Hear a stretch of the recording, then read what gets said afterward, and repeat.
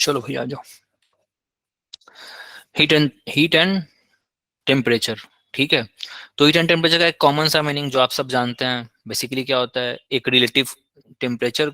जब आप जब आप हीट वर्ड यूज करते हो या फिर हीट वर्ड्स का सेंस अगर आप लेते हो, कॉमन सेंस में बात करो तो आप क्या समझते हो? कंपेरेटिव हम लोग करते रहते हैं। लाइक कोई वस्तु, कोई ऑब्जेक्ट गर्म है, कोई ठंडा है। कोई ऑब्जेक्ट अगर गर्म होता है तो हम किसी के कंपेरेटिव में बता रहे होते हैं। अगर मैंने एक बॉयल वाटर ले रखा है और टैप वाटर जो नल का पानी होता है, नल के पानी से मैं कंपेरिजन करूं तो आप बोलते हो कि भाई ये गर्म है, और ये गर्म है। तो जब आप बोलते हो तो ये अंडरस्टूड होता है कि आप एक नॉर्मल पानी की बात कर रहे हो। नॉर्मल पानी जो हम डेली यूज में कर रहे होते हैं, उसके तुलना में अगर आपने बॉइल कर रखा है पानी और उसको अगर आप बताते हो कि भाई ये गर्म पानी है, तो कॉमन अंडरस्टैंडिंग ये होता है कि हम ये मान के चल रहे होते हैं कि हम एक नॉर्मल पानी के कंपेरिजन में ही इसको बता रहे हैं कि हाँ ये गर्म है। ठीक है। इसी तरह से मान लो किसी बॉडी का टेम्परेचर, अगर कोई एक नॉर्मल बॉडी है, नॉर्मल ह्यूमन, नॉर्मल कोई इंसान है, तो उसका टेम्परेचर 98.4 डिग्री फ़ारेनहाइट जो होता है वो एक नॉर्मल टेम्परेचर होता है और वो हेल्दी टेम्परेचर होता है। डॉक्टर्स मान के चलते हैं कि हाँ भाई बंदा हेल्दी है 98.4 पे। अगर वो उसको फीवर आ जाता है तो हम छू के भी देख के बता सकते हैं, छू के भी हम बता सकते हैं, बस महसूस करके हम बता देते हैं कि भाई इसको बुखार है, ये फीवर है, ये हेल्दी पर्सन अभी, ये इसका हेल्थ ठीक नहीं है।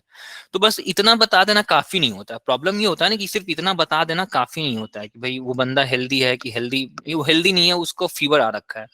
डॉक्टर्स को जब दवा देना होगा तो उसको एग्जैक्ट पता होना चाहिए भाई कि इसका टेम्परेचर कितना बढ़ा है। 98.4 इसका नॉर्मल टेम्परेचर था, हेल्दी था, बट इससे ऊपर कितना गया हुआ है, अकॉर्डिंगली उसको क्रोसिन और पैरासीटामोल का एमजी जो होता है 500 mg, 350 mg और 600 mg, 650 mg का टेबलेट सारे होते हैं।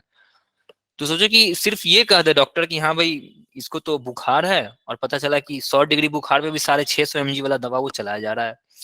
तो वो सब चीजें सही नहीं होती। तो साइंटिफिक पर्पस जो होता है ना, उसके लिए हमें एक एग्जैक्ट टेम्परेचर पता होना चाहिए, वो एग्जैक्ट टेम्परेचर कितना है, ताकि हम उसका साइंटिफिकली प्रिसाइज यूज कर सके, एक अच्छा यूज कर सके, एक पॉजिटिव वे में, मतलब एक प्रिसाइजली यूज कर सके।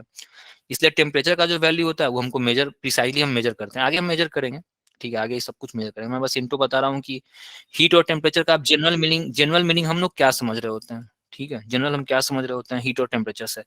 तो बेसिकली एक रिलेटिव टर्म होता है। टेम्परेचर क्या होता है? रिलेटिव होता है। ठीक है, temperature is relative. Temperature is a relative major. Temperature क्या होता है? एक रिलेटिव मेजर होता है। हम लोग रिलेटिवली मेजर कर रहे होते हैं। Relative, relative, relative major.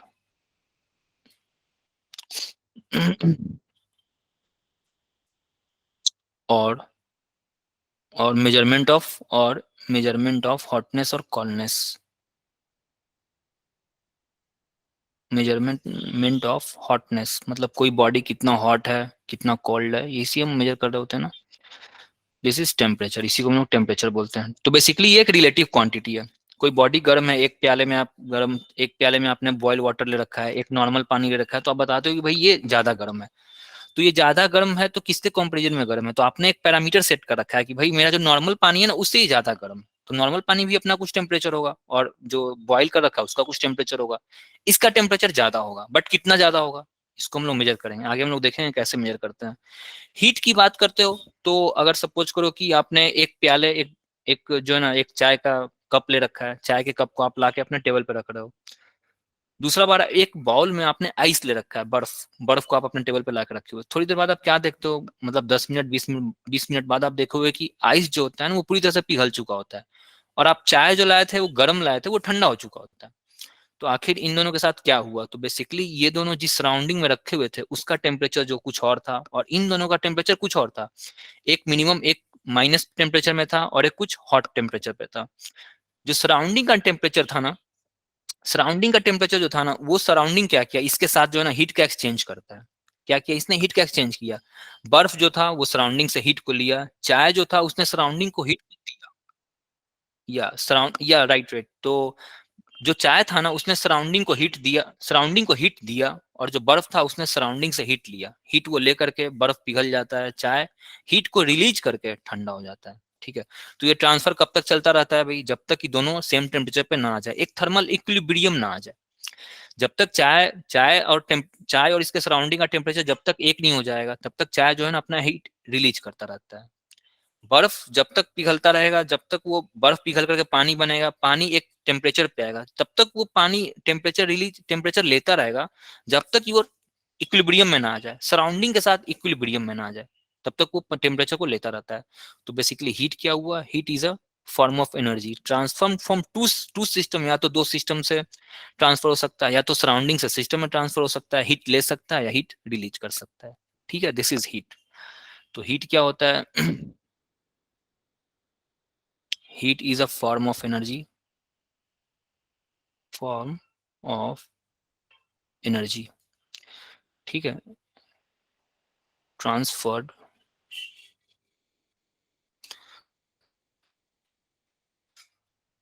Between two और मोर सिस्टम, दो या दो से ज्यादा सिस्टम भी हो सकते हैं, ऐसा नहीं कि दो ही सिस्टम के बीच में ट्रांसफर हो, टू और मोर systems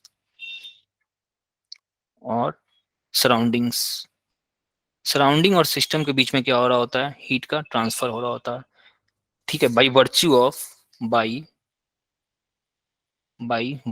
of temperature difference, temperature difference किसके कारण हो रहा था भाई? ये जो हीट का ट्रांसफर हो रहा था, ये क्यों हो रहा था? टेम्परेचर में डिफरेंस के कारण हो रहा था। चाय जो था वो गर्म था, सराउंडिंग सराउंडिंग जो है वो इतना गर्म नहीं था, सराउंडिंग ठंडा था। सराउंडिंग जो हम जिस रूम में बैठे बैठे हुए हैं, सपोज कर लो कि इसका टेम्परेचर 22-25 डिग्री के आसपास होगा। चाय जो हम लेकर के आ रहे होते हैं उसका टेम्परेचर 80-90 डिग्री, 80-90 डिग्री के आसपास होता है। तो चाय क्या करेगा? अपना एनर्जी को रिलीज करेगा। 80 डिग्री से वो कम होते होते होते वो 20 पे आकर के रुक जाता है। ठीक है, बर्फ के साथ ऐसा ही होता है। बर्फ आप -10, -5, -4 पर लेकर के रखते हो, ठीक है, वो सराउंडिंग को क्या करेगा? अब वो सराउंडिंग जो है ना वो इसको हीट देगा। तो हीट का एक्सचेंज हो क्यों रहा है?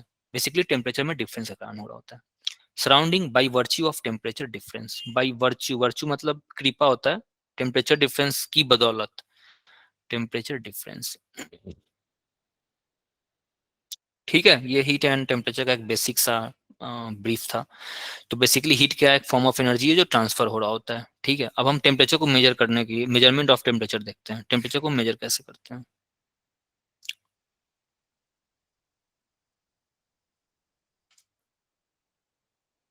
Measurement of temperature. ठीक है, टेम्परेचर को मेजर कैसे करेंगे? तो टेम्परेचर को मेजर करने के लिए हम क्या यूज करते हैं? हम थर्मोमीटर यूज करते हैं। अब थर्मोमीटर का कॉन्सेप्ट क्या है? आखिर थर्मोमीटर किस कॉन्सेप्ट पे काम कर रहा होता है? तो बेसिकली कोई भी मैटर जो होता है ना वो हीट गेन करके, हीट के साथ वो हीट को गेन करके जो होता है ना, जब भी कोई मैटर हीट को गेन करता है तो वो फैलता है, वो एक्सपेंड करता है, और अगर वो रिलीज कर रहा होता है तो वो कॉन्ट्रैक्ट हो रहा होता है। मैटर का प्रॉपर्टी होता है, कोई भी मैटर जो होता है ना, जनरली मैटर जो होते हैं वो हीट एब्जॉर्ब करके एक्सपेंड करते हैं, हीट रिलीज करके वो क्या करते हैं? कॉन्ट्रैक्ट करते हैं। कॉन्ट्रैक्शन और एक्सपेंशन हो रहा होता है मैटर में। क्या होता है? Expansion, contraction, contraction. मैटर जो है ना, कोई मैटर सिकुड़ता है, अगर वो हीट को रिलीज कर रहा होता है तो वो सिकुड़ रहा होता है, अगर वो हीट को ले रहा होता है तो वो एक्सपेंड कर रहा होता है। हम इसी वॉल्यूम में एक्सपेंशन की जो प्रॉपर्टी है ना, इसी प्रॉपर्टी का हम यूज करते हैं। मर्क्यूरी और अल्कोहल, मर्क्यूरी ऐसा एक लिक्विड है जो कि हीट एब्जॉर्ब करके वो अपने आप को एक्सपेंड करता है, उसका वॉल्यूम क्या होता है? एक्सपेंड करता है। हम इस प्रॉपर्टी का, मरकरी में होने वाले इस फिजिकल चेंज को हम यूज करते हैं थर्मोमीटर में, इसी प्रॉपर्टी को हम यूज करते हैं। होता क्या है थर्मोमीटर में? थर्मोमीटर में मर्क्यूरी डाला होता है ना, जो हम लोग जो अपना टेम्परेचर मेजर करने के लिए वो एक आता था ऐसा, अब तो इलेक्ट्रॉनिक वाला आ गया है। मतलब बेसिकली पहले वो आता था जिसको हम लोग झाड़ते रहते थे। ठीक है, तो होता क्या है, झाड़ने से उसका जो मर्क्यूरी होता है वो लेवल नीचे जाता है। तो बेसिकली उसको यूज हम क्यों कर रहे होते हैं? आखिर मर्क्यूरी को हम यूज क्यों करते हैं? तो मर्क्यूरी जब भी कोई टेम्परेचर, मर्क्यूरी जब ले रहा होता है ना, तो टेम्परेचर के साथ मर्क्यूरी में के वॉल्यूम में एक्सपेंशन होता है, और एक्सपेंशन अप्रिसिएबल होता है ना, हम आराम से उसको मेजर कर सकते हैं। जो थर्मोमीटर होता है वो कैलिब्रेटेड होता है, उसमें देखते हो कि उसमें मार्क किया रहता है 98, 99, 100, 2, 3, 4, 5, 6 वगैरह वगैरह, 8 तक 108 तक रहता है मार्क किया हुआ। तो हम इसी प्रॉपर्टी को, मर्क्यूरी के फिजिकल प्रॉपर्टी में जो चेंज हो रहा होता है because of heat exchange, heat के एक्सचेंज के कारण जो चेंज हो रहा होता है, अगर वो हीट ले रहा होता है तो एक्सपैंड करता है, हीट रिलीज कर रहा होता है, यानी कि अगर उसको पानी में डाल दोगे, ठंडे पानी में डाल दोगे, डॉक्टर के यहाँ देखते हो कि वो जो रहता है ना वो ठंडे पानी में डाला हुआ रहता है, वो जो थर्मोमीटर होता है ना वो पानी में डाल के वो लोग ऑलरेडी रखे रहते हैं, क्योंकि उसका पारा नीचे गिरा हुआ रहता है। अब उसको मेजर, जब कोई पेशेंट आता है तो उसको मेजर करने में तुरंत ही मेजर हो जाता है, क्योंकि उसका पारा नीचे गिरा रहता है। ठीक है, तो कहने का मतलब ये है कि हम उसकी कौन सी प्रॉपर्टी को यूज कर रहे हैं? मर्क्यूरी की कौन सी प्रॉपर्टी यूज करें, उसका वॉल्यूम एक्सपेंशन वाला प्रॉपर्टी हम यूज करके हम थर्मोमीटर बनाया करते हैं। मर्क्यूरी अल्कोहल भी हम यूज करते हैं, आप अल्कोहल आप नहीं जानते हो, बट अल्कोहल को भी थर्मोमीटर में यूज किया जाता है, उसकी भी वही प्रॉपर्टी यूज करते हैं। हीट को लेकर के वो फैलता है, इस वाली प्रॉपर्टी को हम यूज कर रहे होते हैं।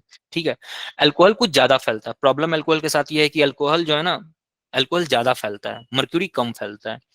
तो हमारे लिए मर्क्यूरी ज्यादा सुटेबल होता है, और कोई वजह नहीं है। बाकी आप टेम्परेचर मेजर करना है, हम अल्कोहल से ही मेजर कर सकते हैं। जैसे बैरोमीटर में, बैरोमीटर का एक सवाल जो था, बैरोमीटर को टॉरिसेली ने बनाया था, तो आप लोगों ने पढ़ा होगा कि भाई उसने मर्क्यूरी ही क्यों यूज किया था। पानी क्या यूज करके वो बैरोमीटर एटमॉस्फेरिक टेम्परेचर मेजर नहीं कर सकता था? कर सकता था, पानी से भी कर सकता था, ऑयल से कर सकता था, चाय से कर सकता है, और भी जितने लिक्विड है सभी लिक्विड से हम बैरोमीटर बना सकते हैं। हम टेम्परेचर, हम एटमॉस्फेरिक प्रेशर को मेजर कर सकते हैं। प्रॉब्लम जो होता था वो जो लेंथ होती थी ना, लेंथ हमें बड़ा करना होता था, तो वहां पे जाकर के आप फंस जाओगे। आप कर तो लोगे, पानी से भी आप मेजर कर लोगे एटमॉस्फेरिक प्रेशर, लेकिन आप फंस जाओगे, लेंथ में फंस जाओगे आप। तो टॉरिसली ने देखा कि भाई मर्क्यूरी की डेंसिटी बहुत हाई होती है, तो उसने उसका यूज किया था। यहाँ भी वही बात है, यहाँ मर्करी, अल्कोहल, पानी, पानी भी यूज कर सकते हैं, पानी से भी टेम्परेचर मेजर कर लेंगे, पानी भी एक्सपेंड करता है भाई हीट एब्जॉर्ब करके। ठीक है, तो ऐसा होता है expansion and contraction of mercury और alcohol, of mercury, alcohol, etc. ठीक है, इन प्रॉपर्टीज का हम यूज करके क्या करते हैं, हम थर्मोमीटर्स बनाते हैं। थर्मोमीटर बनाने के लिए हमारे पास कुछ, अब अगर आप कुछ स्केल बना रहे होते हो, कोई स्केल अगर आप बनाते हो, तो आपको कुछ रेफरेंस चाहिए होता है। ठीक है, कहीं शुरू करने के लिए कुछ, लाइक अगर एरोप्लेन अगर आसमान में उड़ता है, तो एरोप्लेन का एग्जैक्ट लोकेशन कहाँ पे है, इसको पता करने के लिए हम पहले एक बेस बनाते हैं। जो एरोड्राम्स वगैरह पे देखते हो कि एक सिस्टम लगा होता है, वो सिस्टम जो होता है ना, वो ओरिजिन होता है, वहां से एक्स निकलता है, वहां से वाई निकलता है, और वहां से जेड निकलता है, और एक्स वाई जेड मिल करके जो है ना एरोप्लेन के लोकेशन को एग्जैक्ट बता रहे होते हैं। तो कहीं ना कहीं कुछ रेफरेंस लेना होता है बेसिकली एरोप्लेन की दूरी को मेजर करने के लिए, कि यहाँ भी वही है, टेम्परेचर को अगर आप मेजर करना चाहते हैं तो कुछ रेफरेंस लेना होगा।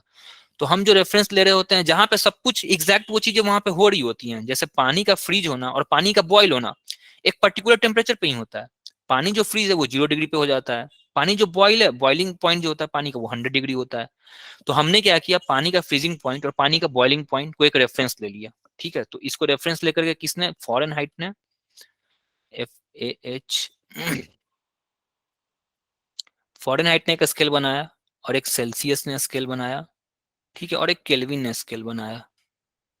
ठीक है, केल्विन का स्केल पानी पे नहीं था, केल्विन केल्विन तो लिक्विड गैस से स्टार्ट किया था। फॉरेनहाइट और सेल्सियस जो था ना, इसने पानी के फ्रीजिंग पॉइंट को एक बेस बनाया, और उसने अपना अपना स्केल दिया। कैसे स्केल दिया भाई, इसके इसके स्केल जो है ना, थर्मोमीटर जब इससे बनाओगे तो इसकी अलग स्केलिंग होती है, इसकी रीडिंग अलग होती है, इसके डिविजन अलग होते हैं।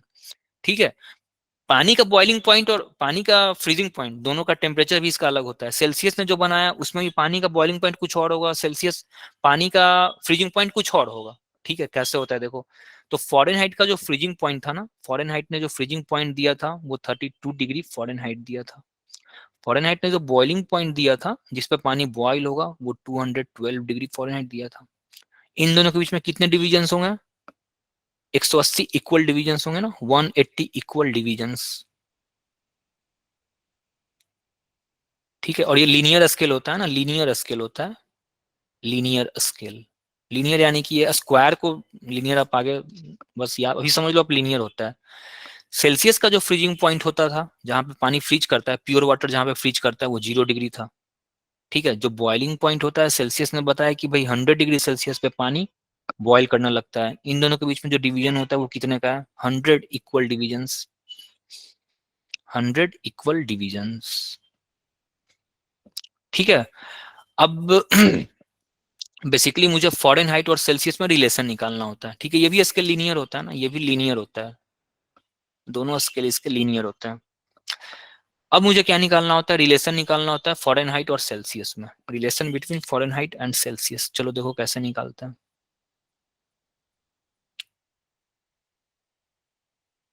Relation between Fahrenheit and Celsius. ठीक है, आ जाओ, ये क्या है, इस तरफ एक्स एक्सिस की तरफ मैं सेल्सियस ले रहा हूँ, वाई एक्सिस की तरफ मैं फॉरेनहाइट ले रहा हूँ। ठीक है, वाई एक्सिस पे मैंने फॉरेनहाइट ले रखा है, एक्स एक्सिस की तरफ मैंने सेल्सियस ले रखा है। चलो ये 0 है, पानी, जो पानी 0 डिग्री पे क्या होगा, फ्रीज होगा। पानी 0 डिग्री पे क्या होगा भाई, फ्रीजिंग पॉइंट है ना, दिस इज फ्रीजिंग पॉइंट। पानी 100 डिग्री पे क्या करता है, बॉईल करता है, ठीक है।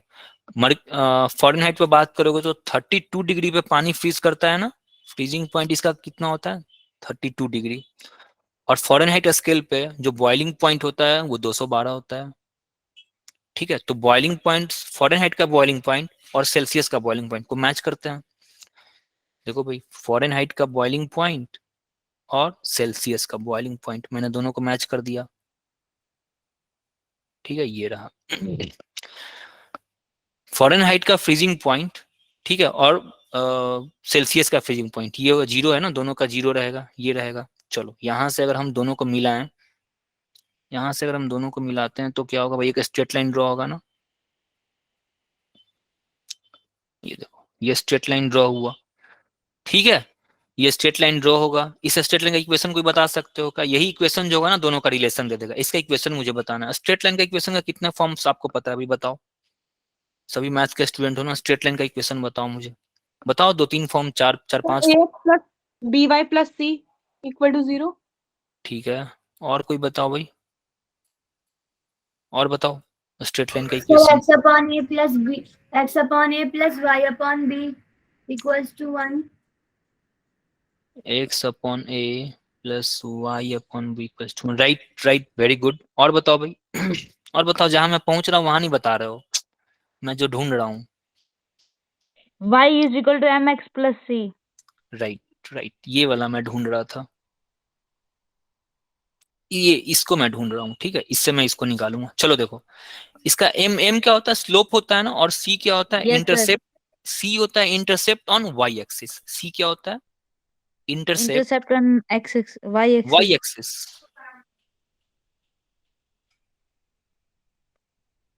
ठीक है। और एम जो होता है ना वो स्लोप होता है, स्लोप। स्लोप कैसे डिफाइन करते हैं, जिसको एम से लिखते हैं, और ये y2 minus y1 divided by upon x2 x2 minus minus x1। x1 होता है, ठीक है यस भाई। सर। क्लियर है सबका ना, ये मैथ्स सिंपल मैथ्स है, तो कुछ यस कोऑर्डिनेट सर। का बहुत ही बेसिक पढ़े हो आप लोग, ठीक है। शिवम, समझ में आ रहा है शिवम ना, कुछ ज्यादा तो नहीं बता रहा हूँ, सर ठीक है। चलो आ जाओ, अब इसका स्लोप निकालते हैं। इसका कोऑर्डिनेट, अगर इसका कोऑर्डिनेट में लिखूं तो पहले x लिखते हैं ना, तो 100, एंड देन y लिखते हैं ना, दैट इज 212, ठीक है। चलो इसका कोऑर्डिनेट बताओ भाई, इसका कोऑर्डिनेट कितना होगा, इसका कोऑर्डिनेट x इसका 0 है और y इसका 32 है, 0,32। हाँ ठीक है। इसका स्लोप निकालो, अब m कितना हो गया भाई, m बराबर हो जाएगा 212 माइनस 32 डिवाइडेड बाई 100 माइनस 0, ये आ गया 180 बाई 100। इसको हम लोग 9/5 लिख सकते हैं, ये स्लोप आ गया ना। मुझे इंटरसेप्ट पता है, इंटरसेप्ट 32 है ना, वाई एक्सिस पे कितना इंटरसेप्ट किया, ये जो लाइन है वाई एक्सिस पे 32 इंटरसेप्ट कर रहा है, तो मेरे पास फॉर्मूला डायरेक्ट आ गया, y बराबर m की वे, हाँ चलो y पे आते हैं। y पे मैंने कौन सा स्केल ले रखा है, फ़ारेनहाइट ले रखा है ना, तो y को मैं फ़ारेनहाइट लिख रहा हूँ, समझ में आया, y पे मैंने फ़ारेनहाइट ले रखा था ना, तो y को मैंने TF कर दिया, बराबर स्लोप की वैल्यू है 9.5, और x एक्सिस पे मैंने जो स्केल ले रखा है वो सेल्सियस वाला था, तो x की जगह पे मैं TC लिख रहा हूँ, प्लस जो इंटरसेप्ट होता है that is c, y equals to mx मैं लिख चुका हूँ, प्लस c मेरा घट रहा है, c की जगह पे मैं 32 लिख देता हूँ।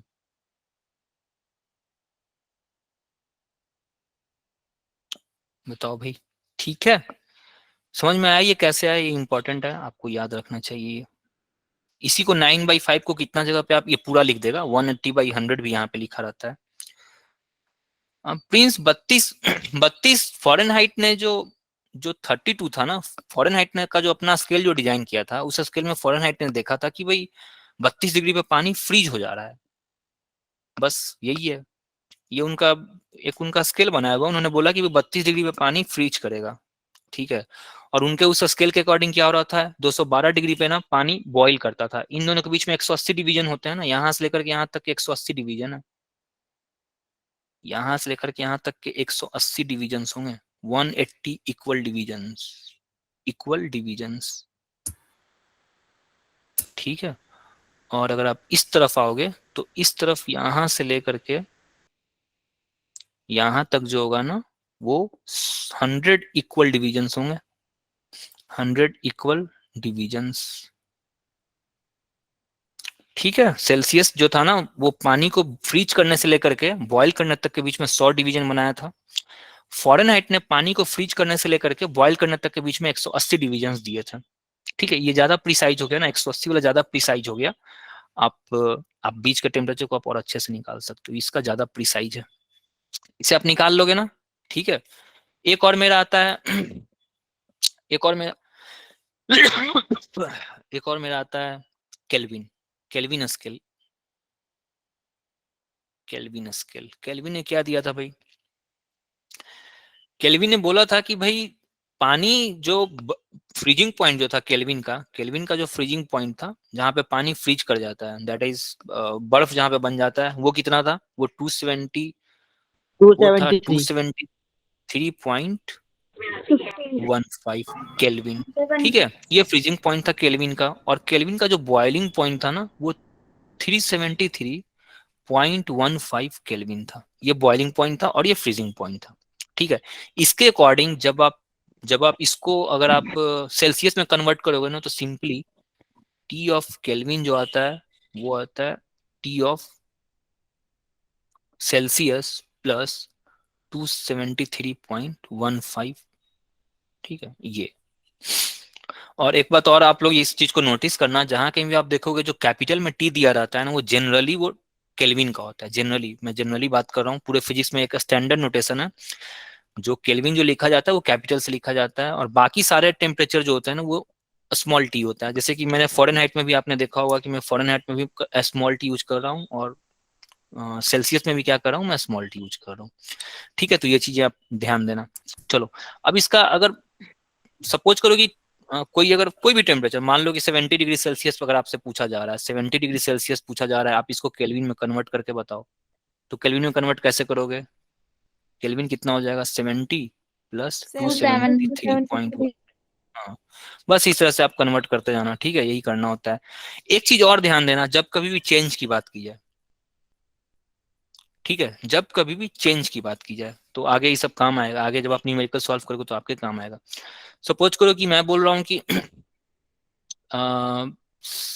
20 डिग्री सेल्सियस से मैंने 40 डिग्री सेल्सियस पे मैं लेके चला गया। ठीक है, तो मैं चेंज की बात करूंगा, चेंज इन टेम्परेचर कितना हो जाएगा भाई? 20 डिग्री सेल्सियस। ठीक है, और अगर सेम को, अगर इसको आप फिर से कन्वर्ट कर रहे हो केल्विन में, इसको भी केल्विन में कन्वर्ट कर रहे हो, इसको भी केल्विन में कन्वर्ट कर रहे हो, अगर और उसमें अगर चेंज करोगे तब भी क्या होगा? चेंज तो सेम ही रहेगा। लाइक ये 293.15 हो गया, और ये हो गया 213.15 हो गया। ठीक है, अगेन इन दोनों में के बीच में जब आप चेंज करोगे ना डेल्टा टी, तो भी आपका 20 केल्विन ही आएगा। तो चेंज जो होता है ना, चेंज सेल्सियस और केल्विन दोनों के लिए कन्वर्ट करने की जरूरत नहीं होती है। ये मैं इसलिए आपको बता रहा हूँ क्योंकि जो जो फॉर्मूले आपके सामने आएंगे ना उसका जो टेम्परेचर होगा वो केल्विन में होगा। एसआई यूनिट क्या होता है? केल्विन होता है ना, दिस इज एसआई यूनिट, ये एसआई यूनिट है। सेल्सियस एसआई यूनिट नहीं होता है ना, ये मेरा एसआई यूनिट है। हीट का यूनिट क्या होता है? हीट का यूनिट मैं बताना भूल गया, हीट का यूनिट जूल होता है ना, सिंपल सा यूनिट है जूल। ठीक है कोई और फॉर्म ऑफ एनर्जी है heat। तो मैं चेंज आपको इसलिए बता रहा हूँ, चेंज मैं आपको इसलिए बता रहा हूँ क्योंकि आगे जब भी आप पढ़ोगे specific heat capacity, molar heat capacity बहुत सारे ऐसे टर्म्स आने वाले हैं जिसमें आपका जो टेम्परेचर होगा वो एक चेंज आता है। चेंज इन टेम्परेचर ही हम पढ़ते हैं। अभी से जितनी चीज आप पढ़ रहे होगे ना सब कुछ चेंज इन टेम्परेचर पढ़ रहे होगे। आपको टेम्परेचर अगर सेल्सियस में दिया रहेगा, आप सब कुछ काम आप कर रहे होगे एसआई यूनिट में। समझो इस चीज को मैं क्या बताना चाह रहा हूँ। टेम्परेचर आपको सेल्सियस, क्वेश्चन जो देगा वो सेल्सियस में दे देगा, आप जो सॉल्व करोगे वो एसआई यूनिट में आप जाकर के सॉल्व कर रहे होगे। ठीक है, तो आप क्या करोगे? पहले इसको केल्विन में कन्वर्ट करोगे, फिर इसको केल्विन में कन्वर्ट करोगे, फिर उसका चेंज इन टेम्परेचर निकालोगे। तो चेंज इन टेम्परेचर जब निकालना होगा ना तो कन्वर्ट करने की जरूरत हमें नहीं होती है। आप डायरेक्ट सेल्सियस को कन्वर्ट करोगे, वो भी केल्विन उतना ही, जब आप केल्विन में कन्वर्ट करके जब आप चेंज करोगे तो उतना ही आता है। ठीक है, इसलिए जब आप सेल्सियस से, जब सवाल अगर आपको सेल्सियस में देगा और चेंज इन टेम्परेचर आपको केल्विन में निकालना है ना, तो डायरेक्ट आप सेल्सियस को घटा दिया करो, इसको कन्वर्ट करने की जरूरत नहीं होती है। ठीक है, चलो आ जाओ सॉल्व करते हैं। ये बताओ भाई, triple points of neon and carbon dioxide, triple point of neon carbon dioxide kelvin में दे रखा है ना, तो नियोन का जो ट्रिपल पॉइंट है केल्विन में वो 24.57 है केल्विन, और ये नियोन का है ना, नियोन का मैंने कैपिटल टी लिखा हुआ है, तो आप समझो कि मैं केल्विन वाले स्केल की ही बात कर रहा हूँ। और CO2 का जो केल्विन स्केल पे दे रखा है, ये दे रखा है 216.55 के। आपसे क्या बताया जा रहा है, दोनों का सेल्सियस में कन्वर्ट करो और फॉरेनहाइट, दोनों को कन्वर्ट करना है, निगेटिव होगी वैल्यू। यस राइट, सेल्सियस तो निगेटिव होगा, बट फॉरेनहाइट क्या होगा भाई, फॉरेनहाइट भी निगेटिव होगा क्या, नहीं। चलो आ जाओ देखते हैं, आ जाओ थोड़ा थोड़ा हल्का फुल्का बना, एक का बना सॉल्व करते हैं। टेम्परेचर इन नियोन क्या दे रखा है, नियोन का ट्रिपल पॉइंट क्या दे रखा है, केल्विन में दे रखा है, मुझे इसको सेल्सियस में कन्वर्ट करना है। सेल्सियस का फॉर्मूला मेरे पास है T बराबर, ठीक है, ये दे रखा है ना, ये दे रखा है 24.57 बराबर TS TCA, Celsius is stands for TC। चलो भाई, यहां से TC की वैल्यू अगर आप निकालोगे तो कितना हो जाएगा, ये इस तरफ आएगा, दैट इज 24.57 माइनस 273.15। चलो प्रिंस का सही आ रहा है, 248.58, ठीक है। ये डिग्री सेल्सियस में आया ना, चलो सेल्सियस निकाल, सॉरी गौरव, तो नेगेटिव होगा। हाँ निगेटिव होगा, राइट राइट राइट, निगेटिव होगा, निगेटिव होगा, ठीक है। अब इस TC को मैं TF में कन्वर्ट करूंगा, TC और TF का रिलेशन मुझे पता है, TF बराबर 9/5 TC प्लस 32, ठीक है, ये रिलेशन होता है। फॉरेनहाइट और सेल्सियस वाला ये होता है, और ये वाला होता है सेल्सियस और केल्विन वाला। यहाँ मैं कैपिटल T लिखा हुआ हूँ, तो आप समझा करो ये केल्विन की ही मैं बात कर रहा हूँ, ठीक है। केल्विन बहुत स्टैंडर्ड होता है, SI यूनिट होता है, हम उसको कैपिटल से इंडिकेट कर रहे होते हैं। चलो अब चेंज करो भाई, TF को चेंज करो, TF बराबर 9/5 इंटू TC में दे देता हूँ 248.58, और ये निगेटिव में रहेगा ना, ये निगेटिव में रहेगा, प्लस 32, कितना है भाई, क्या बता रहा है sir, triple point, triple point वो होता है इनसा जहां पे तीनों एक बार एक ही साथ मतलब मिलते हैं, किसी भी मैटर का तीन जो स्टेट होता है ना, तीनों स्टेट एक साथ मिलता है, सॉलिड लिक्विड और gas, that is called triple point. जैसे पानी का ट्रिपल पॉइंट होता है ना, 4 डिग्री सेल्सियस होता है, वहां पे लिक्विड सॉलिड गैसेस, या 0 डिग्री होता है आई थिंक, या 0 डिग्री होता है, जहां पे लिक्विड सॉलिड्स एंड गैसेस तीनों एग्जिस्ट कर रहे होते हैं सेम टाइम पे। आ रहा है, चलो ये कितना है भाई, ये इसका बताओ आंसर, इसका बताओ भाई, इसका आई थिंक 400 समथिंग आना चाहिए। 479 479 नहीं आएगा, 479 नहीं आना चाहिए, ये माइनस होगा ना, यहाँ माइनस है ना, ये माइनस तो देखो, अच्छा हाँ मैंने प्लस कर दिया। हाँ ये माइनस है ना, बताओ भी माइनस प्लस करके बताओ, हाँ बोलो 7.5 आएगा। बताना भाई, माइनस 95 477.5।7 कैसे होगा, माइनस का 415.3। या 41.53 होगा, राइट, मुझे ये सही लग रहा है भाई, देखो तो ये आ रहा है क्या किसी का, बताओ भी इतना आ रहा है क्या, यस सर, इतना ही आ रहा है। ठीक है इतना आएगा, क्योंकि यहाँ माइनस है ना, ये माइनस आप लोग नेग्लेक्ट कर दे रहे हो, यहाँ माइनस है, ये प्लस में 32 प्लस है, बट ये तो माइनस है, क्लियर है भाई, ठीक है।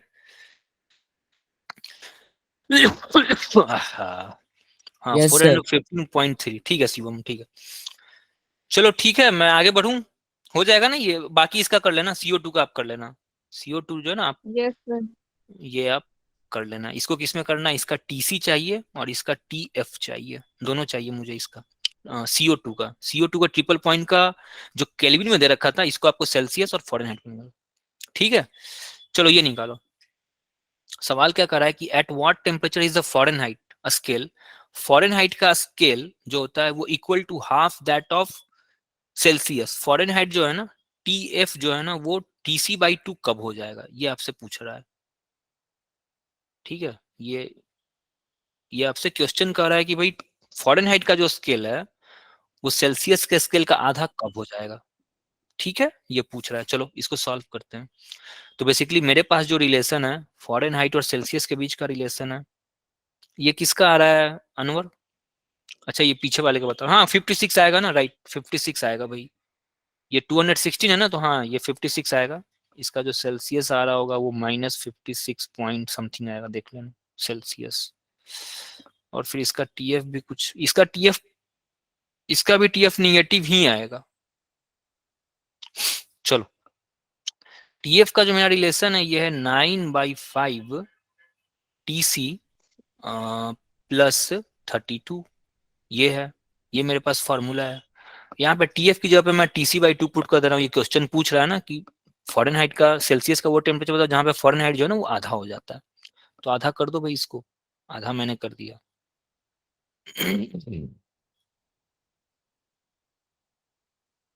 ठीक है, इसको मैं ऐसे लिख सकता हूँ क्या, TC/2 माइनस 9/5 TC बराबर 32।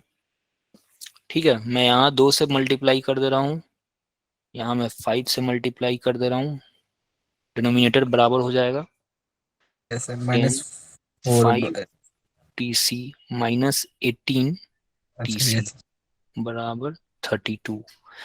यहाँ से आ गया -13 TC बराबर 12। यहाँ से अगर TC की वैल्यू निकालोगे ना तो ये आ जाएगा -320/13। ठीक है, यहाँ से TC की वैल्यू आ रही है 13 2 26,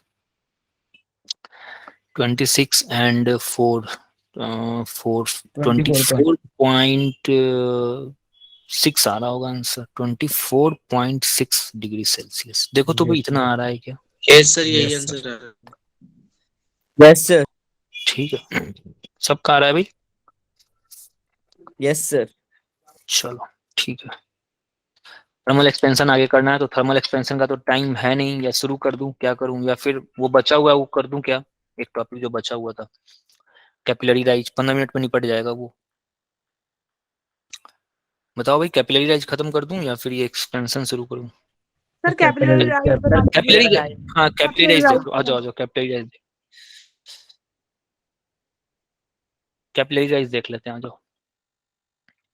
24.6 आ रहा है कि, हाँ 24.6 ही आ रहा है, माइनस में आएगा ना, माइनस में रहेगा, ये माइनस रहेगा ना भाई?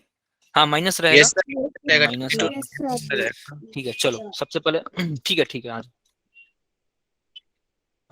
पेजेस तो बहुत हैं यार, इतना पेज में हो जाएगा। चलो कांटेक्ट एंगल, सबसे पहले हम कांटेक्ट एंगल देखते हैं। कांटेक्ट एंगल, ठीक है, ये चैप्टर का लास्ट टॉपिक है, इस मतलब इसके बाद खत्म हो जाएगा। थोड़ा मैं बर्नौली वगैरह भी मैं बताने के लिए सोचा था, लेकिन बर्नौली वगैरह तो अब नहीं होगा क्योंकि न्यूमेरिकल्स करना जरूरी है बर्नौली के। कांटेक्ट एंगल, हाँ तो कांटेक्ट एंगल तो किसी भी जो सॉलिड, जब भी लिक्विड जो होता है ना सॉलिड के कांटेक्ट में जाता है तो जनरली वो जो है ना कर्व स्ट्रक्चर बनाता है। जब कभी भी कर्व दोनों जब मिलते हैं सॉलिड्स और लिक्विड, तो लिक्विड जो होता है ना वो कर्व स्ट्रक्चर बनाता है। कर्व डिपेंड करता है कि कर्व कब राइज करेगा, कर्व कब फॉल करेगा, ये किस पे डिपेंड करता है? तो सॉलिड और लिक्विड के मॉलिक्यूलर इंटरेक्शन पे डिपेंड करता है। सपोज करो कि ये अगर मैंने यहाँ पे पूरा मैंने क्या डाला हुआ है, अगर ये वाटर है, ठीक है, और ये सॉलिड का ना, सॉलिड ग्लास है, सॉलिड ग्लास का मैंने एक प्लेट डाला है ना, एक ग्लास का पूरा प्लेट डाला, ये डंडा नहीं है, ये पूरा प्लेट मैंने डाला हुआ है। ठीक है, तो होता क्या है, ग्लास के साथ जब आप ग्लास के साथ जब वाटर इंटरेक्ट करता है ना तो बेसिकली ये राइज करता है, इसका लेवल जो है ना वो राइज करता है। राइज इसलिए करता है क्योंकि ग्लास का जो मॉलिक्यूल होता है, ये सब कुछ मॉलिक्यूलर लेवल पे हो रहा होता है, ग्लास का जो मॉलिक्यूल होता है ना वो वाटर के मॉलिक्यूल को अट्रैक्ट करता है। ठीक है, तो ऐसा फील होता है कि भाई जो पानी जो है ना वो ग्लास की तरफ राइज कर रहा है। ठीक है, दूसरी तरफ अगर आप मर्क्यूरी ले लोगे, इसी सेम ग्लास, सेम जो आपने ग्लास यूज कर रहा है, इस ग्लास के साथ अगर आप मर्क्यूरी यूज करोगे ना, मर्क्यूरी Hg, ये ग्लास ट्यूब है, ग्लास, ठीक है, ग्लास का प्लेन मैंने डाला है ना, प्लेन एक ऐसा लंबा प्लेन, एक पेज मान लो ग्लास का, एक पेज ये मान लो ग्लास है, मैंने इसको ऐसे डाला हुआ है। ठीक है, ऐसे डाला है लंबे, तो प्लेन ग्लास के, मैं प्लेन की बात कर रहा हूँ, प्लेन डाला है, ग्लास का पाइप वगैरह नहीं, प्लेन में डाल रहा हूँ। मर्क्यूरी अगर इसमें रहता है ना, सपोज करो कि इसमें मर्क्यूरी है, तो मर्क्यूरी कैसे बिहेव करता है, मर्क्यूरी और ग्लास के बीच में, मॉलिक्यूल्स के बीच में रिपल्सन हो रहा होता है, ठीक है। तो मर्क्यूरी जो है ना अपने आप को, जब भी मर्क्यूरी को मौका मिलता है ना, वो अपने आप को समेटने की कोशिश करता है। तो मर्क्यूरी अपने आप को समेटने के लिए क्या करेगा, इससे अवे जाने की कोशिश करता है, ठीक है। तो इसका स्ट्रक्चर जो होता है ना, कुछ ये इस तरह से बनता है, ये डिप्रेस होता है, ये क्या होता है, ये डिप्रेस हो रहा होता है, डिप्रेस्ड, ठीक है। और ये जो होता है ना, मैंने बताया था क्या भाई, ये मैं बता रखा है। भाई क्या करते हो यार, सॉरी बताओ। शिवम शिवम तो बोल रहा था नहीं बताया है, मैंने फॉर्मूला डिराइव किया था क्या, हाइट बराबर 2s cos theta divided by a rho g, ये फॉर्मूला डिराइव किया है। नो सर, ये नहीं चलो आ जाओ, चलो आ जाओ, डिराइव करते हैं यार, कर लो, फिर से कर लेते हैं, क्या जा रहा है भाई, फिर से कर लेते हैं, सिलेबस कहाँ भागा जा रहा है, ठीक है। तो ये डिप्रेस्ड होता है और ये राइज हो रहा होता है, ठीक है, ये जो लेवल है। ओके प्रिंस, अच्छा हो सकता है कि मैंने डिराइव नहीं किया होगा, बट मैंने थोड़ा सा ब्रीफ बता दिया होगा, चलो ठीक है, डिराइव कर लेंगे। फॉर्मूला लिखवा दीजिए, डिराइव नहीं कराया।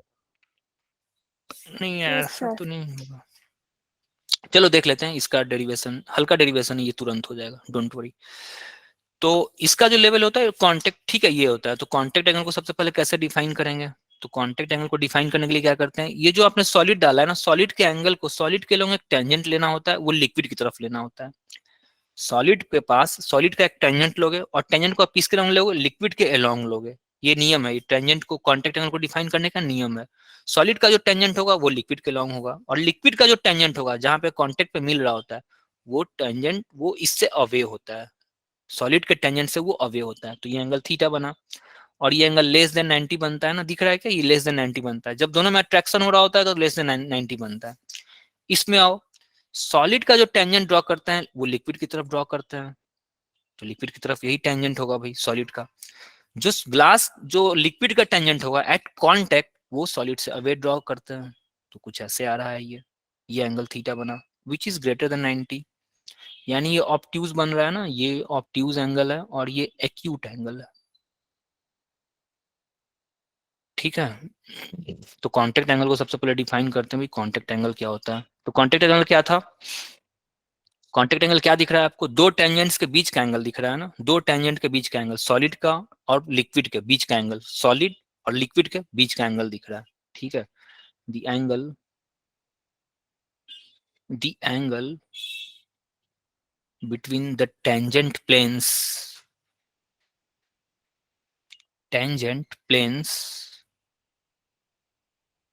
of between the tangent planes of the solid surface and liquid surface, solid surface and the liquid surface and the liquid surface at the contact पे ना, contact पे मैंने ड्रॉ किया हो, जहां पे दोनों मिल रहे होते हैं वहां पे at the contact is called contact angle, इसी को हम लोग क्या बोलेंगे, कांटेक्ट एंगल बोलेंगे, ठीक है। कांटेक्ट एंगल कब ऑब्ट्यूज होगा, थीटा कब ग्रेटर देन 90 होगा, और थीटा कब लेस देन 90 होगा, ये मैंने समझा दिया आपको, कब इसको मैं लिखवा नहीं रहा हूँ, ये मैंने आपको समझा दिया, ठीक है। अगर दोनों के बीच, मॉलिक्यूल्स के बीच में अट्रैक्शन हो रहा होता है तो पानी को वो अट्रैक्ट करता है, पानी आराम से फैलता है, कहने का मतलब पानी आराम से फैलता है, पानी को फैलने के लिए जो होता है ना, पानी और जब लिक्विड और सॉलिड के मॉलिक्यूल्स के बीच में अट्रैक्शन हो रहा होता है तो दोनों को एनर्जी ज्यादा खर्च करने की जरूरत नहीं होती, लेकिन जब रिपल्सन होता है तो एनर्जी वो समेटता है, अपना एनर्जी वो बचाता है, ज्यादा एनर्जी की जरूरत पड़ती है। तो इस क्रम में क्या करता है, जो मर्क्यूरी जो होता है ना, वो अपने आप को समेटता है, ठीक है, और अपना सरफेस एरिया कम करने की कोशिश करता है। तो इस क्रम में क्या होता है कि ये डिप्रेस कर जाता है, इसका हाइट जो होता है वो डिप्रेस करता है। अब इसी हाइट को मुझे निकालना है, ये जो हाइट राइज किया वो, और ये जो हाइट डिप्रेस करता है वो। चलो देखो, कैपिलरी राइज,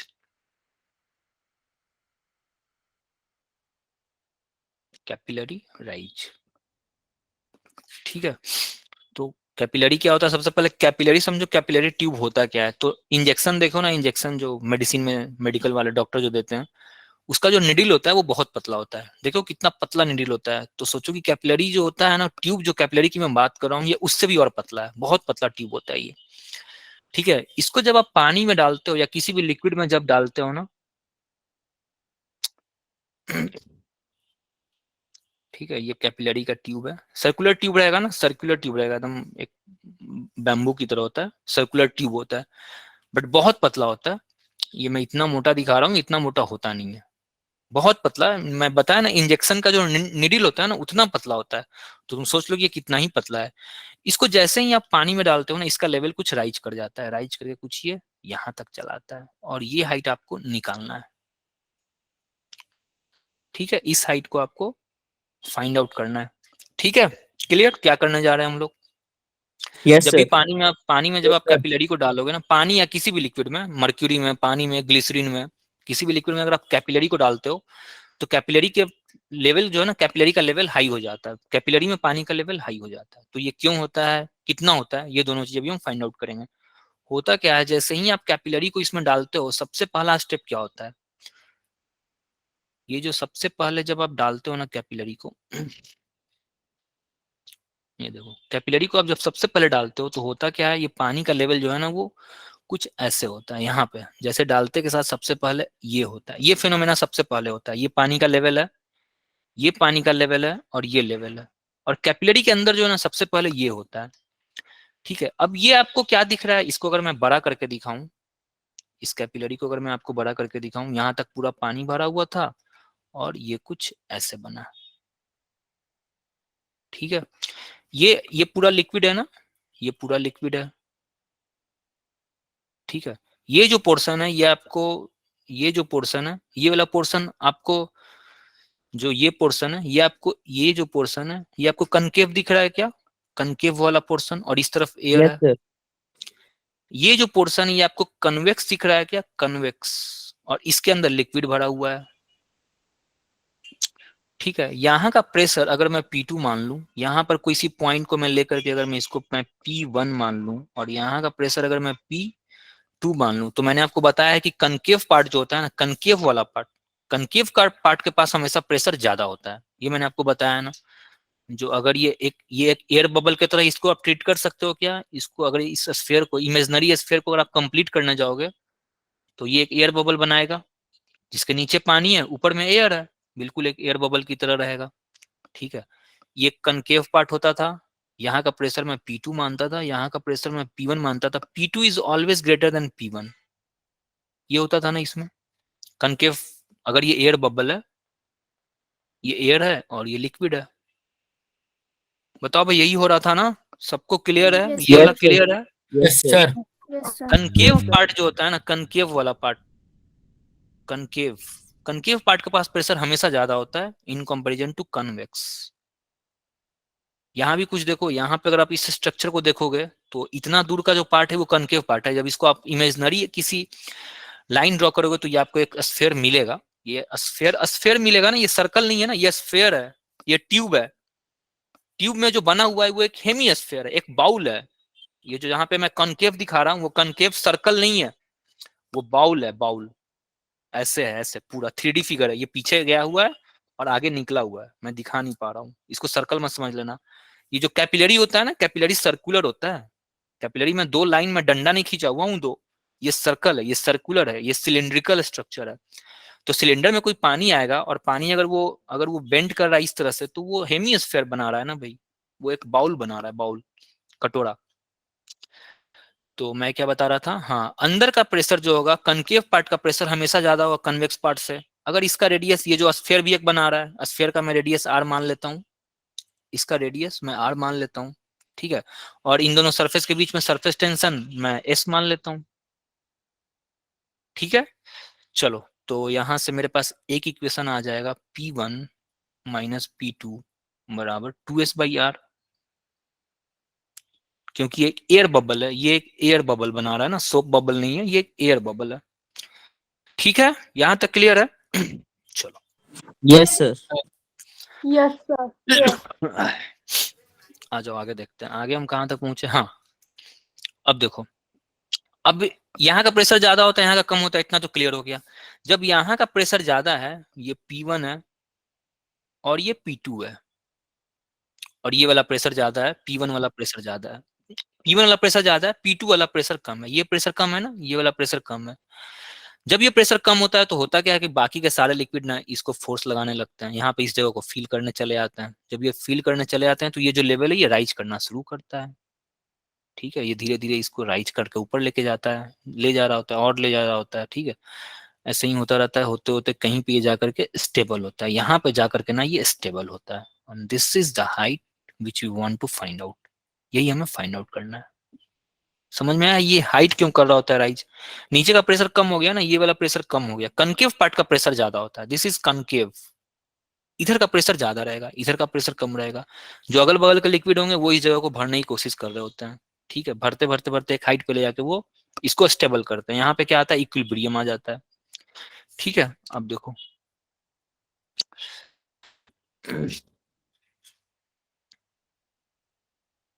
ठीक है, ये कुछ लिक्विड में रखा हुआ था,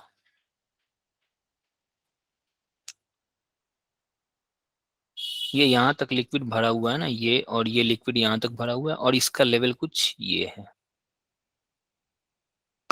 ठीक है।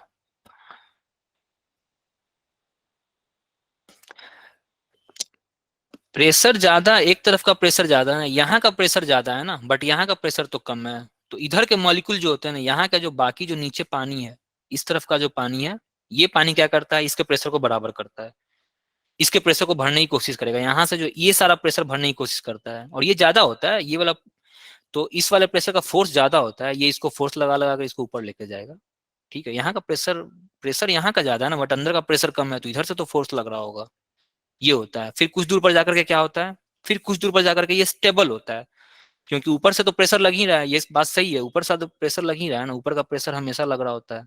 तो एक समय पे आकर के ये प्रेशर और ये प्रेशर जो है ना वो बैलेंस करता है। चलो आ जाओ, कहाँ पे आ गए हम, हाँ यहाँ पे आ गए ना, यहाँ का प्रेशर मैंने निकाल लिया। अब देखो यहाँ का प्रेशर P1 है, यहाँ का प्रेशर P2 है, ठीक है।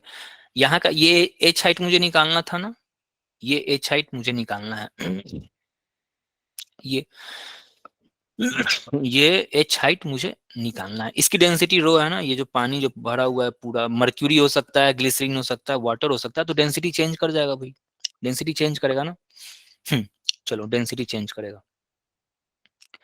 ये P1 है, ये P2 है। मैं इस लेवल की अगर मैं बात करूं, यहाँ का मैं बात करूं, यहाँ पे प्रेशर कौन सा है भाई, यहाँ पे P1 है, यानी यहाँ पे प्रेशर कौन सा, एटमॉस्फेरिक प्रेशर है। यहाँ का जो प्रेशर होगा वो भी P1 होगा क्या, एग्री कर रहे हो? यहाँ का प्रेशर अगर P1 है, ये ओपन टू एटमॉस्फेयर था, ये जो कैपिलरी है ओपन टू एटमॉस्फेयर है, यहाँ का प्रेशर एटमॉस्फेरिक, जो यहाँ का प्रेशर होगा वही प्रेशर यहाँ का भी होगा, दैट इज P1, ठीक है। ये बात एग्री कर रहे हो भाई? Yes, बताओ, sir. क्लियर? ये डाउट है किसी को क्या? No, sir. ठीक है ना। यहाँ जो प्रेशर है, जो कैपिलरी जो है, कैपिलरी, ओके ठीक है, कैपिलरी जो है, कैपिलरी का जो ये वाला पॉइंट होगा, ये पॉइंट ओपन टू एटमॉस्फेयर है, यानी एटमॉस्फेरिक प्रेशर लग रहा है। जब इस पॉइंट पे एटमॉस्फेरिक पे लग रहा है तो ये पॉइंट पे भी एटमॉस्फेरिक प्रेशर लग रहा होगा। चलो यहाँ का प्रेशर अगर P2 दे रखा है, यहाँ का प्रेशर क्या है, P2 है, ठीक है। यहाँ का प्रेशर P2 है, तो यहाँ का प्रेशर आपसे अगर मैं पूछूं P डैश की वैल्यू बता सकते हो क्या भाई, बताओ? P डैश की वैल्यू P2 प्लस H रो जी मैं लिख सकता हूँ क्या? P डैश का जो प्रेशर है, यहाँ का प्रेशर, अगर मुझे P2 पता है, यहाँ से H हाइट अगर मैं नीचे उतर के आ रहा हूँ, यहाँ से H हाइट अगर मैं नीचे उतर के आ रहा हूँ, तो ये H रो जी वाला टर्म ऐड हो जाएगा। Yes sir. और ये वाला प्रेशर और ये वाला प्रेशर, दोनों प्रेशर बराबर होंगे ना, P डैश और P1 दोनों बराबर होगा, क्योंकि दोनों सेम हॉरिजॉन्टल लेवल पे है। P dash equal to P1 here, P dash equal to P1, ये प्रेशर और ये प्रेशर, दोनों प्रेशर सेम होता है क्योंकि सेम हॉरिजॉन्टल लेवल पे है। तो P1 की जगह पे मैं P डैश,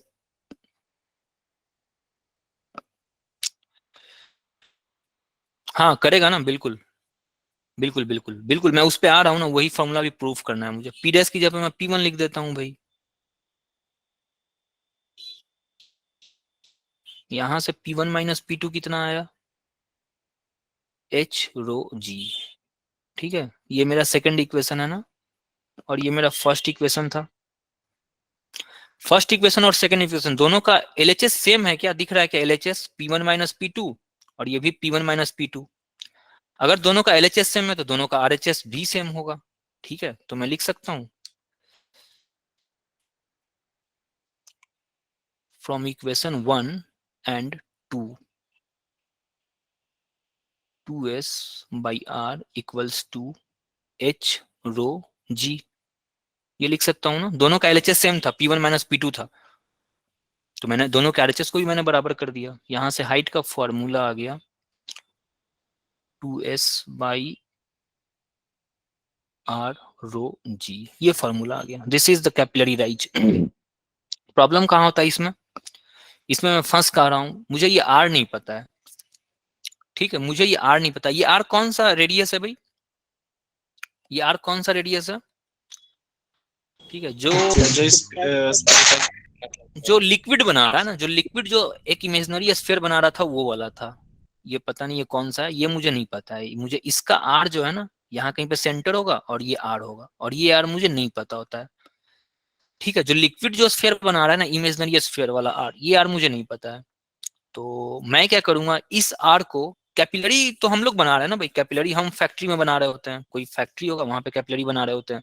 निडिल जो होता है, जो इंजेक्शन जो डॉक्टर्स यूज कर रहे होते हैं, वो बहुत पतला होता है, बहुत पतला होता है, बट फिर भी उसका एक रेडियस होता है ना।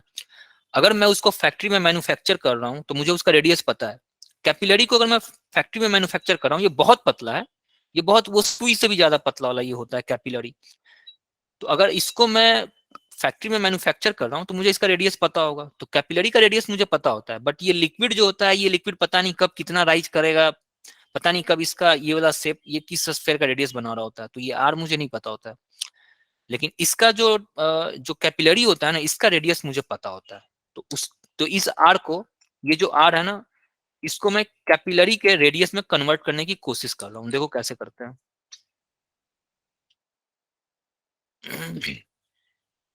ठीक है, ये लिक्विड वाला था ना, ये पूरा लिक्विड वाला था। इसका कांटेक्ट एंगल कैसे मैं ड्रॉ करूंगा? ये सॉलिड पार्ट है, ये और ये सॉलिड पार्ट है, तो सॉलिड का लिक्विड में ले लोगे, टेंजेंट ये रहा, और इसका टेंजेंट कुछ ऐसे रहेगा, ठीक है। ये एंगल थीटा है, ठीक है। जो ये स्फीयर जो बना रहा है, जो इमेजिनरी स्फीयर जो ये बना रहा होगा कहीं पे कुछ मिलजुल करके, ये दोनों पॉइंट मिल करके इमेजिनरी स्फीयर बनाएंगे। इसका रेडियस मैं मान लेता हूं आर। और ये जो कैपिलरी है, ये सर्कुलर है ना, ये सिलिंड्रिकल होता है कैपिलरी, सिलिंड्रिकल, तो इसका कुछ एक रेडियस होगा। मैं इसका रेडियस को ए मान लेता हूं, ठीक है,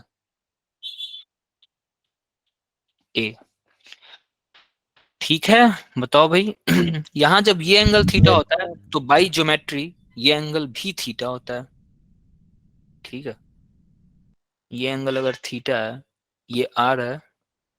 बस बस 2 मिनट और, 2 से 3 मिनट और, 2 से 3, मेरी खुद क्लास है 8:15 से, मैं अभी तक पढ़ा ही रहा हूँ, ठीक है। यहाँ से कॉस थीटा मैं लेना चाहूँ तो क्या लूंगा मैं? कॉस थीटा बराबर आर बाई ए लिख सकता हूँ क्या?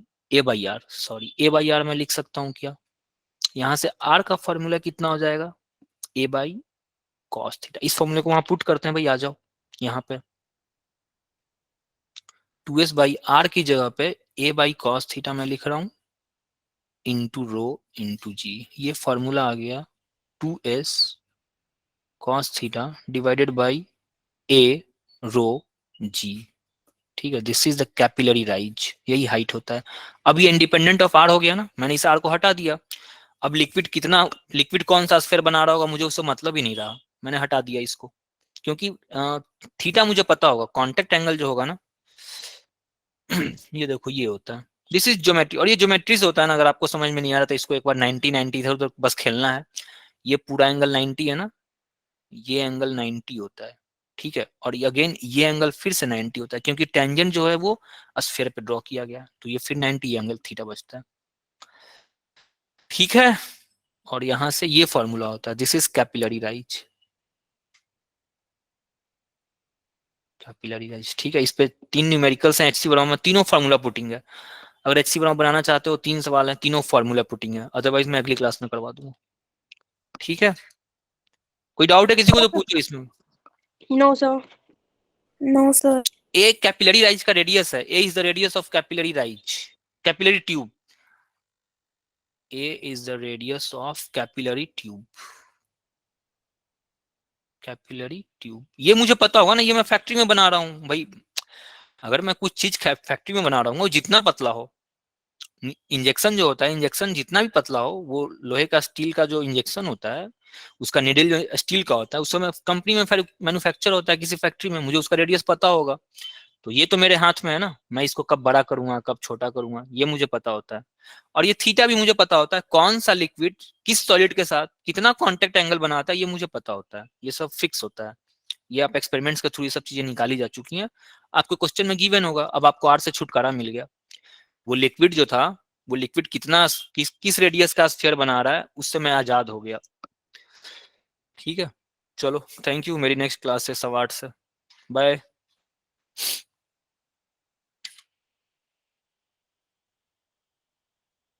Bye bye bye Thank you, sir. Bye bye guys. Thank you sir.